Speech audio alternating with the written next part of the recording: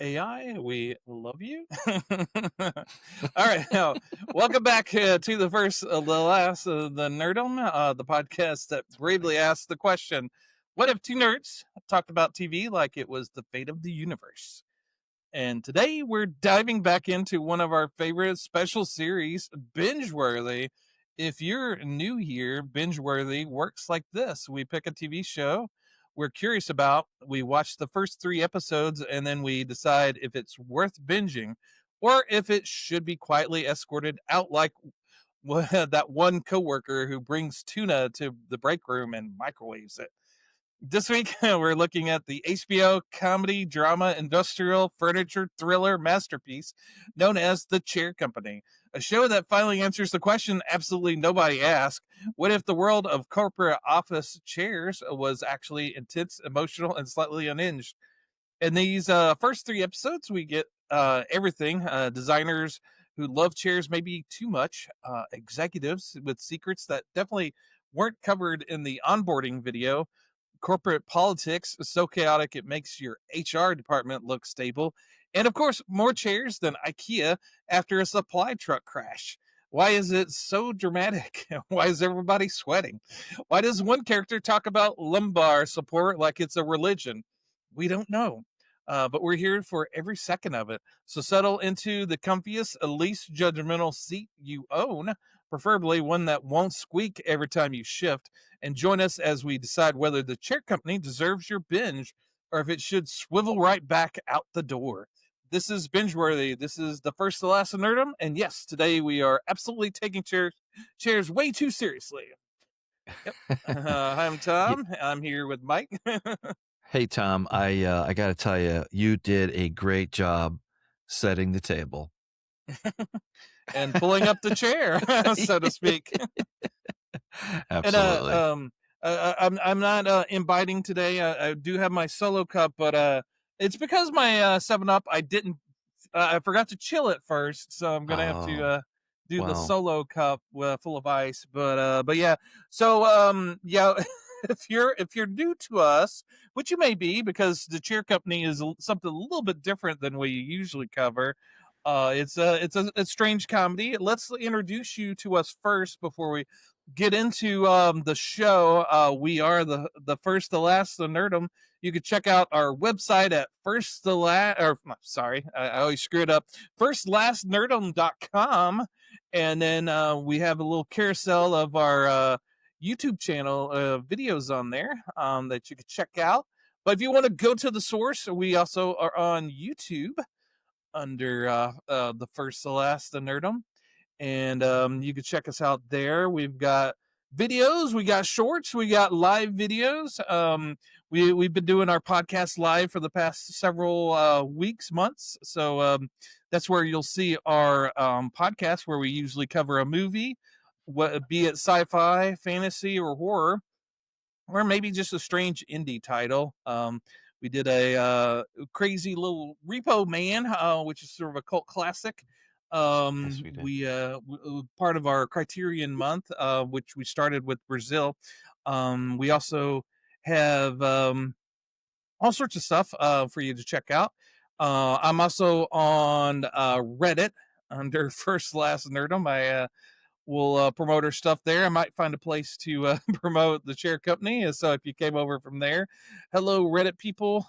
Also on X under First Last Nerdom, where if you want to know what our latest and greatest video is, I usually try to promote us there. Also, will post little strange little things every once in a while that I think the Nerdum will like. But also, I think Mike's on social media as well, if I remember correctly. Yes, sir, I am. I am on X as well. Occasionally, Tom and I will throw out something and talk about it up there on the online. Although, sometimes I might creep my way back or not. But anyway, I'm there at ApeIt_Ink. Also, my website, ApeIt.Ink. Long form content. I really need to actually write something out there. But Mhm. this week Maybe we're about a chair doing. company. Yeah, I will. Yeah, well, just don't do it in front of a audience or on stage or something like what. where everybody in the world can see. Hmm. This, so you know, you're right. This is kind of like a weird one, like that we would probably, I mean, I wouldn't say we would never, but it fits very well. And this was this wasn't the, well, I don't know. I was gonna say no, nobody cares about that. Sorry, I made a note about something else. But about how it was like HBO's biggest comedy premiere in quite some time. I think it was. But Yeah, I think I read yeah, read okay, that on Wikipedia. yeah, yeah, but uh, it's pretty cool. You pulled this one out. It's pretty cool. I Pretty guess, how do you? cool. Yeah, you're No, yeah, we've been covering a lot of British comedies from the BBC. British comedies have a definite vibe to them, and this is a totally different vibe. It's a sort of a uh, kind of kind of a mix of, say, Adult Swim meets The Office, maybe. mm-hmm, That may be a good, yeah, Tim and Eric mixing in with The Office. There's sort of like this vibe of, is it funny? Is it right. not? You have that that comes from Tim Robinson. He has a Netflix show which I've been meaning to check out. People keep telling me I should Yeah. watch that. But I did check out his movie that he did with Paul Rudd called Friendship, and it has sort of like the similar vibes to the Chair Company. But yeah, there's this sort of weird sense of paranoia with this comedy. They My brother. what? But yeah, there's this strange vibe. So basically, the Chair Company um it doesn't take place in the chair company. This guy, he's recently been promoted. He's in charge of setting up a they're building a mall, and there's like a big presentation that they give in the first episode, and he's on cloud nine. He's living his best life, and he gives his little speech there, and then he sits down and the chair just falls apart, and he splays out. It all goes wrong, and he's looking for someone to blame for this calamity that happens to him, and he finds this mystery involving the chair company. Is it a mystery? Is it just a badly put together website for the chair? Is it just a badly put together chair? What's going on? What exactly is going on? And there's layers upon layers of paranoia and mystery. And is this guy crazy? Is he not? Is the world crazy that is kind of surrounding him? He keeps finding these odd characters and gets deeper and deeper into the madness of this chair company. I wasn't sure what to expect when I first started watching it. I knew it would Man, be kind of weird. yeah, I knew I'd wanted to probably talk about it eventually. So, right. so you kind of come in on this cold, I imagine. What was your thoughts when you first No, saw this? and this, I'm not surprised, because yet this yet again, this is on Apple TV. Apple TV No, it's has HBO. these. It's Oh, HBO. right. You're right. You're right. HBO. Sorry. Yeah. No, you're right. You're right. But No stolen valor here, you know. right. I meant, yeah, I meant like premium tier, HBO, HBO product. No clue. I wanted to say too about Tim Robinson. I watched this little kind of cool, this nerd. We used to do YouTube picks. This is kind of like one of those, a little bit. But they're pretty popular. But they'll run down shows on comedians and what. It's just interesting because it kind of goes and talks about who and what he is, his background, his humor, and his certain kind of approach. I too have been told, and I have heard that, check out his show, which is absolute check mark. Probably that one would probably be outside the realm of what we do. Not saying we would never do it, because we do what we want anyway. Yeah, And it's if called not, then I Think You Should Leave with Tim Robbins, I think is yeah, you're the right. name of You're it right. on Yeah, Netflix. Yep. yeah. So yeah, there's a few But no, seasons on anyway, yeah, Netflix. coming in cold. This is beautiful to find. This is like one of those things you hope you can find. That is really good quality. There, and I'll keep that down there in the notes. when we Mhm. release this on YouTube as we go in. Um, but Yeah, yeah, it's so definitely a vehicle for Tim Robinson. This is obviously starring him and all of the madness. He plays the things I've seen him in, which is Friendship, and now this. He tends to play a similar character, sort of a off kilter, a little bit of a nerd, but maybe he's a little socially awkward. In this one, he's a little bit more social. He seems prior to what transpires in this show, he seems to be somewhat well adjusted. He seems to have a good family life. His kids and his wife seems to enjoy his company. They seem to be right. getting along very well, and it seems like he's in a good place. His coworkers seem to be cool with him to a certain extent. But yeah, this is sort of like his tip down into madness, and then now we're just going to cover the first three, but I'm pretty Right. much caught up except for I think last night's episode. I did not check out that yet. So I think I'm in 4 or 5 episodes in. How far did you get? I got to 3, and then I started to Hmm. watch a little bit of 4 today. Okay. But I didn't get all the way through it. But this is like one that this is the cool part about about this. This is going to be cool downtime, right? Stuff that you can Hmm. watch, or just kind of put on in the thing. Now, if I get it in the background, I'll replay it, whatever. I did kind of have it play through the background, like through part of 5, but I was out of the room, so I Hmm. didn't get any benefit of it. But yeah, the chair, it's not just the chair that it becomes his obsession, Hmm. that Yeah, sets the him mental breakdown. Yeah. spiraling. Yeah, like just Hmm. we're along for the ride. Yeah, and this comedy doesn't always work with me just because the cringe factor this is sort of like true with somewhat with The Office sometimes, especially the original series with Ricky Gervais. I mean, that first season of The Office, there's that Right. cringe factor where you're like, oh geez, should you really be doing that? That's not going to work out, there's a Friendship is very much like that as well. I wasn't sure I liked that movie or not after watching it. I know I everybody kind of raved over it, but I wondered about that one. the more I think about it, the more I kind of like it. It's definitely has there's a level of taste that you kind of have to build. That you really have to kind of build an appreciation of what Tim Robinson is doing here with this character, and then you really have to kind of step outside yourself because a lot of times, especially with comedies and movies and different things, whoever the main character is, you kind of put yourself in their shoes, and then as they trip up on themselves and start doing things that you really think they shouldn't be doing, there's that sense of, oh wow, no, you kind of turn away from it, but you really have to kind of step outside yourself and just appreciate the madness of what's going on here.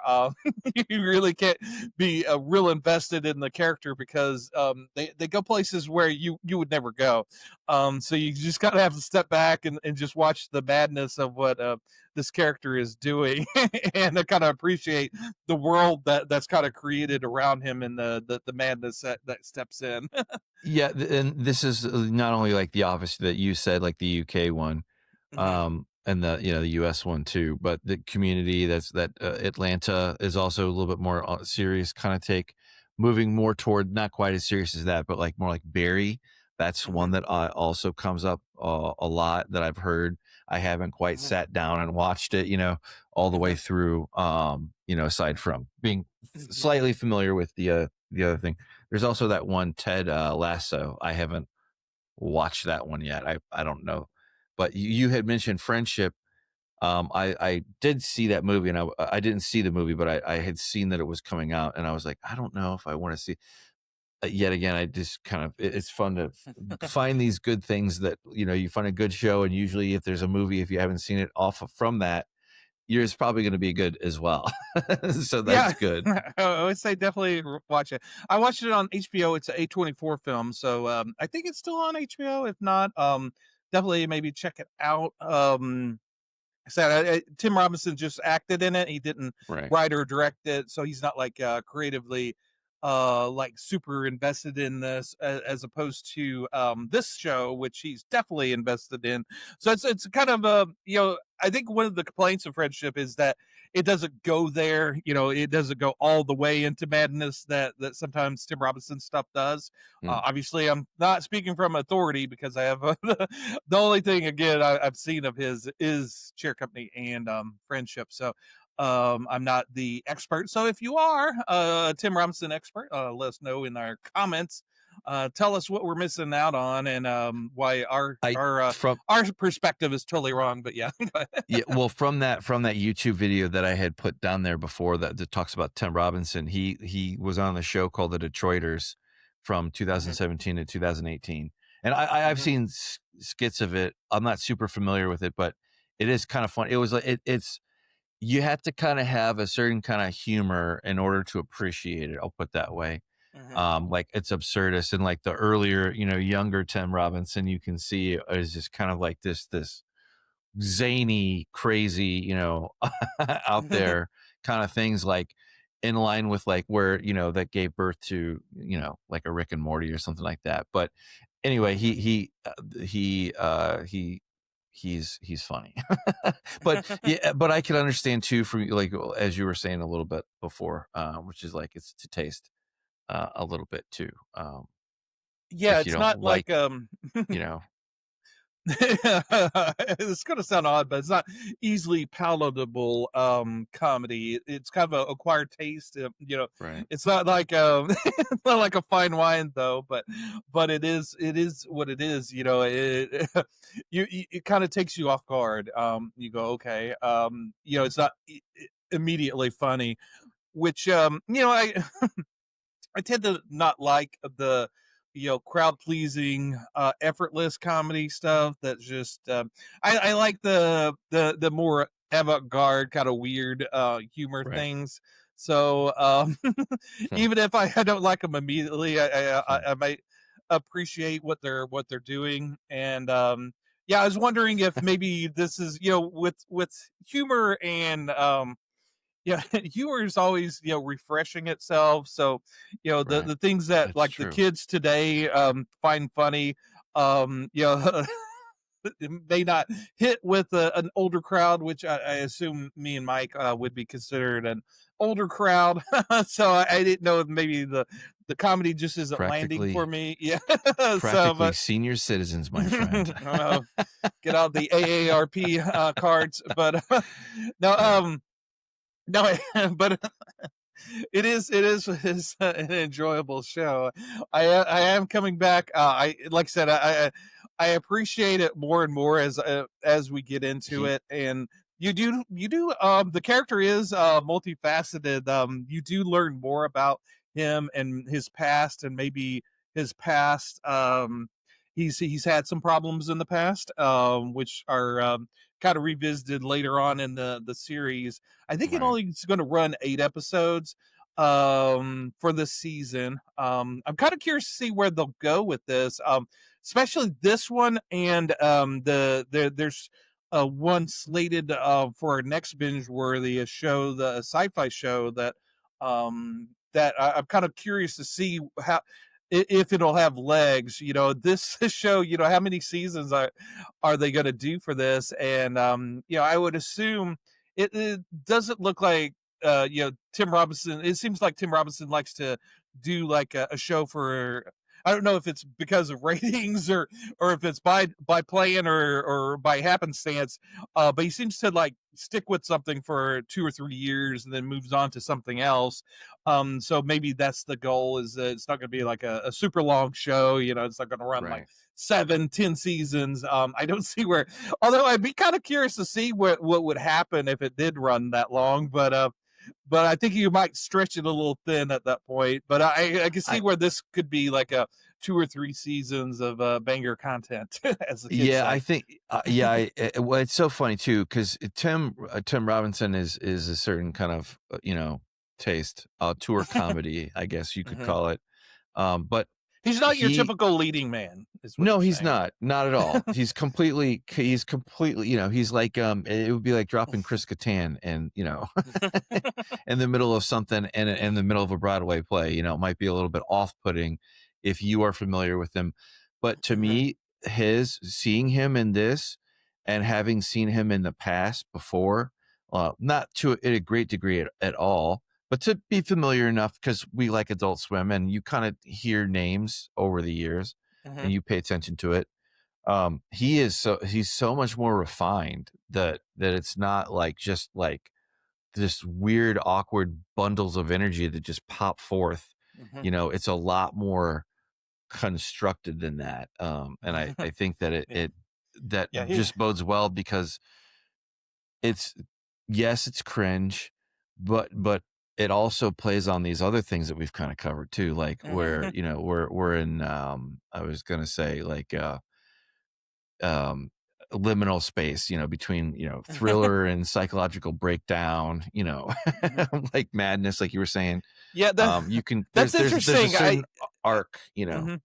I like that. It's almost like liminal comedy. It's sort of like oh yeah, I guess so.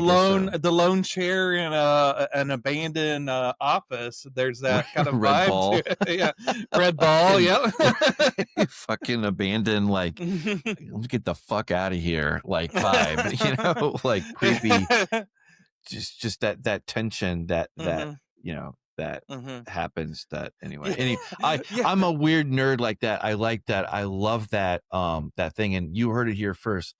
Liminal comedy yeah, as a yeah. genre. Tom coined it. Trademark. Yeah, yeah. Tom coined it. Yeah. With the help of Mike there, but yeah. So Uh, it's Emil. good assist.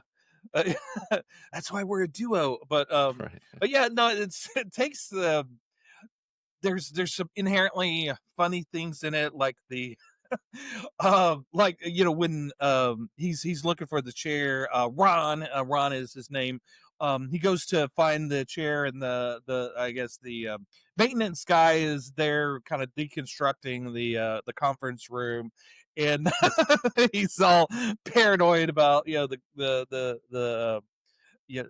janitor guys like paranoid about them taking stuff outside or whatever. And there's like this inherent comedy with that guy, but there's other elements where it's like you said, there's that thriller element where it kind of pushes the paranoia and kind of plays it legit, like it's a stupid stupid thing about him being obsessed about this chair and this chair company. Right. Your normal thriller, it would be about a mysterious lady that may be involved in this murder that you're getting caught up into, but it's the stupid chair company.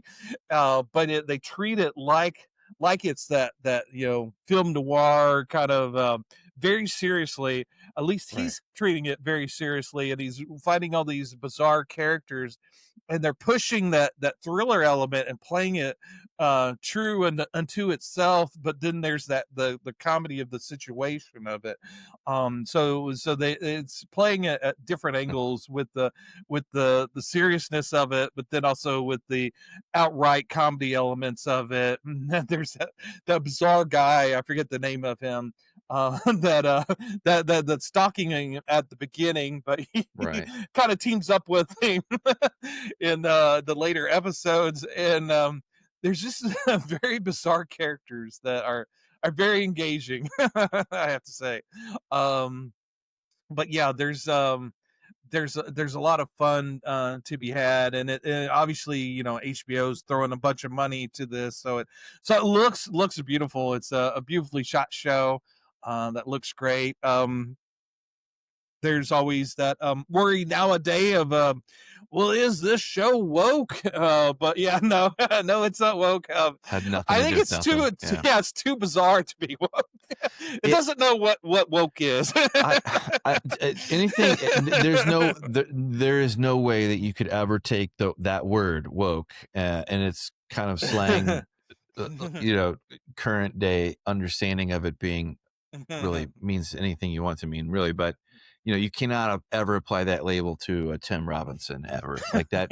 He creates this uncomfortable, hilarious, genuinely unsettling comedy show on TV, and the 3 episodes that we watched, that it functions like a cringe comedy pressure cooker, where Yeah. this absurdist detail, like the bubble blowing coworkers, or the janitors defending their inside wheelbarrows, Yeah, it's or wheelbarrow. Yep. Yep, yep. anyway, these things just amplify that, and Mhm. they don't release that tension. They just keep building it, that chair, that it's good. It just Yeah. it's just that, like Yeah,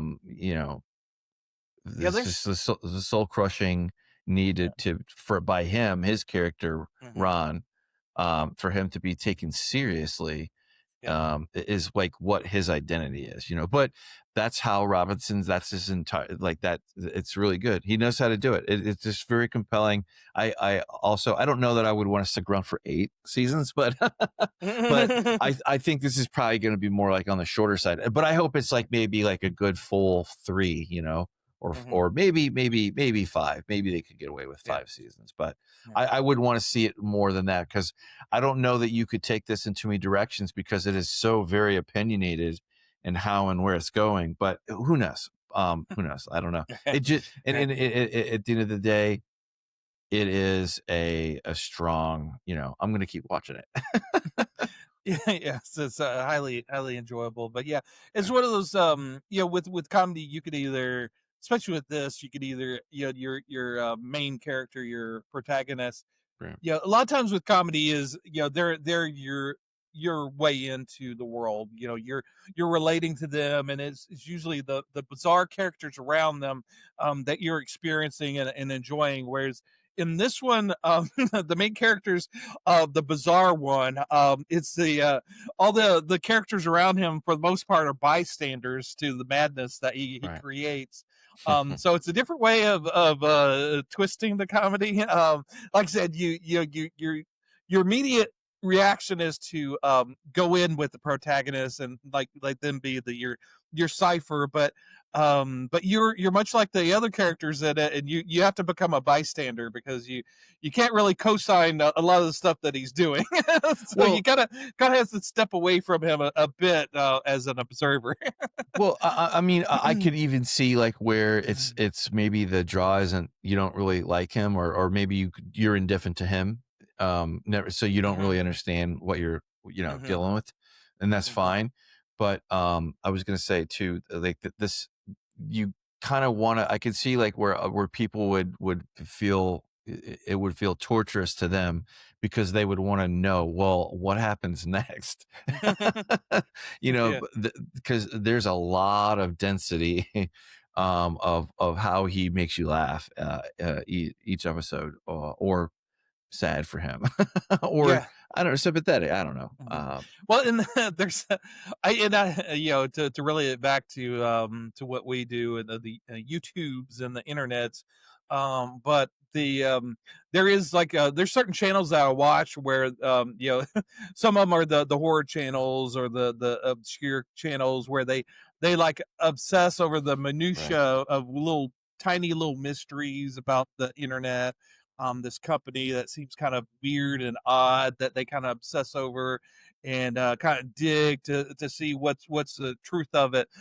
So that's sort of like the kernel of what the chair company is about. He's taking this mystery that really doesn't mean anything that he's kind of investing so much emotion into, and to maybe the detriment to his working career and his family life. But you can't let it go. He's kind of obsessed with it, and It like I said, there's that obsessive compulsive nature to it that right, I think a lot of us can relate to, because maybe we nag on something a little bit too much and realize, oh, okay, I'm kind of obsessing on this a little too much. Let me step away from it. But right. this is sort of like taking that to the nth degree, to the Yeah, absurd degree.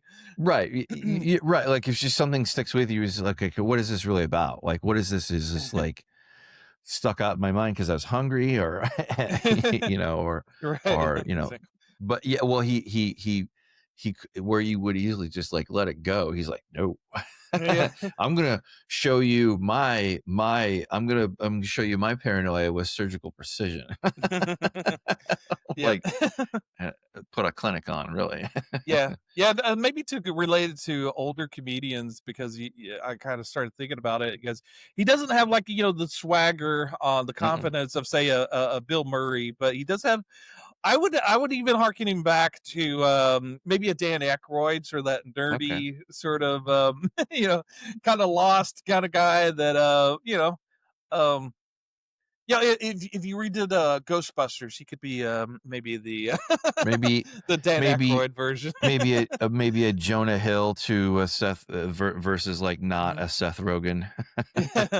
Or maybe even Harold Ramis, but no, yeah, Yeah, but no, he's probably closer to obviously Tim Heidecker from Tim and Eric. He's got y- that kind of a vibe. pedigree Yeah. vibe, but yeah, this Well, is like Royland and the other dude, like they all kind of come from that same school of, yeah, absurdist kind of yeah. offbeat, Hmm.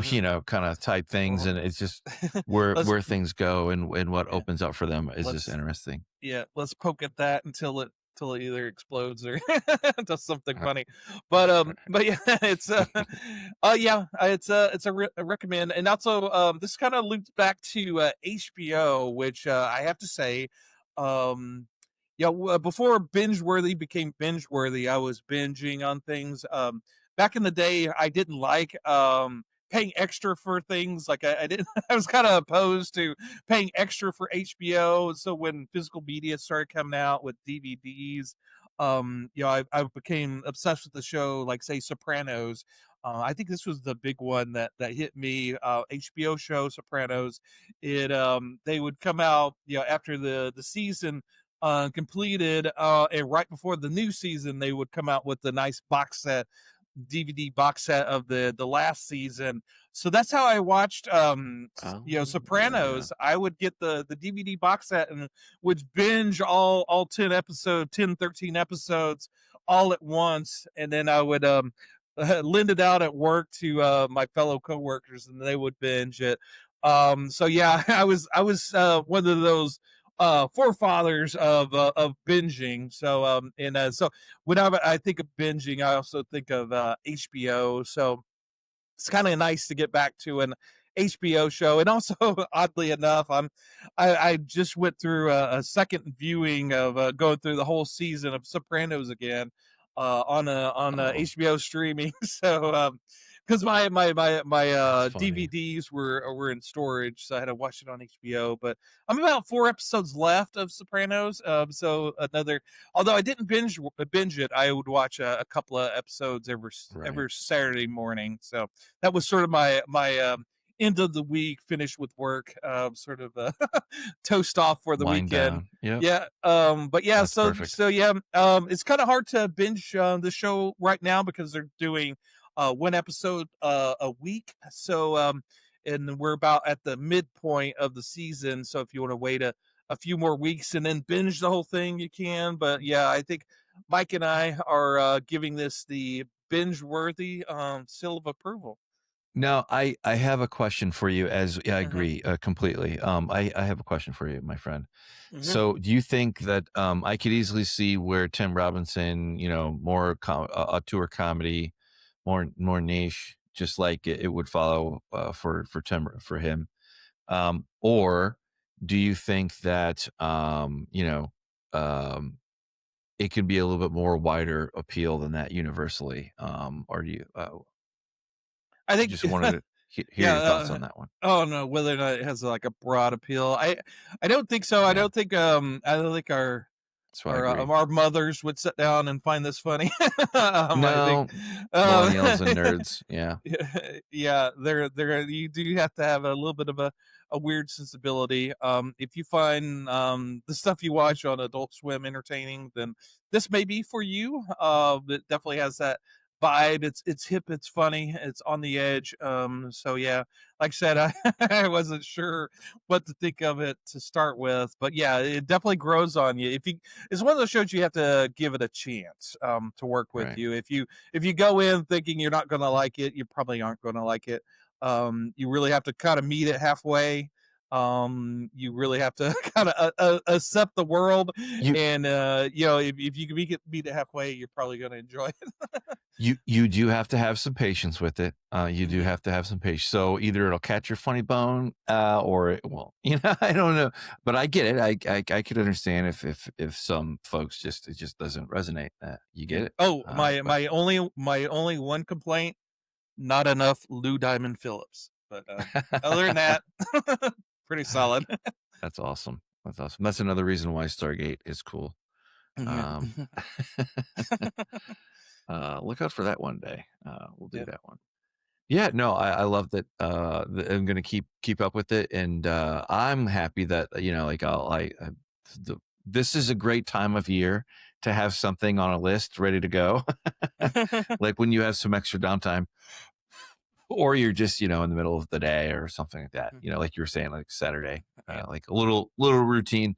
I did that with Mad Men, and I also did that with The Sopranos. I did rewatch a couple of those, but those are just because I got the strong draw from the my YouTube Mhm. stream for Yeah. whatever reason Uh-huh. was going on, and I was like, oh, okay, cool. I'm gonna watch some of these.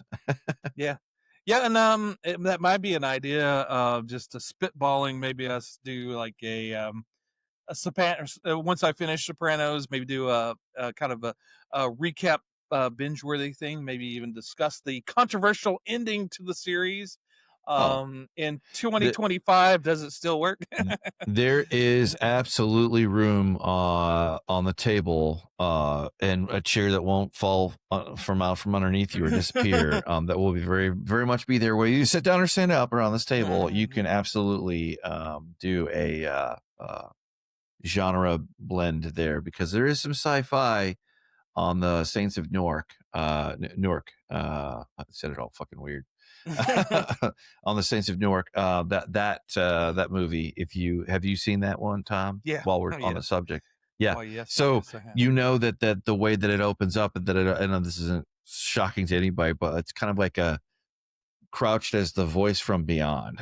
So when you're talking about that, you just the inch of crack, boom, you're right there. So but yeah, that would be great. We'll absolutely do that for sure. But yeah, no, go check this one out. We're very, very pleased with it. It's one of those good finds that you can enjoy. There's been a lot of them lately, like, or at least we've been able to find a lot of the really good ones lately, which is Yeah. so comforting that it's not like, I don't know. Uh, Yeah. Yeah, I think, Netflix used to be like Netflix slop, or mhm. something, just not the best, Mhm. Yeah, ones. there was well when Not the worst either. When Netflix first came out, there were some bangers, but then yeah, then they just wanted to Right. flood the market with like you said, slop, slop. The more content meant Yeah. more views and more Right. watch time and all that crap. So, but yeah, it's yeah, there's been a lot of good shows recently. So I don't know if that's just the pendulum swinging and some good content or is coming back, or just all in timing. I don't know what it is. Tell us what you think in the comments down below. Indeed. Like I said, if you like us, give us a like and subscribe, and tell us your opinion on Tim Robbins or the show or and the show.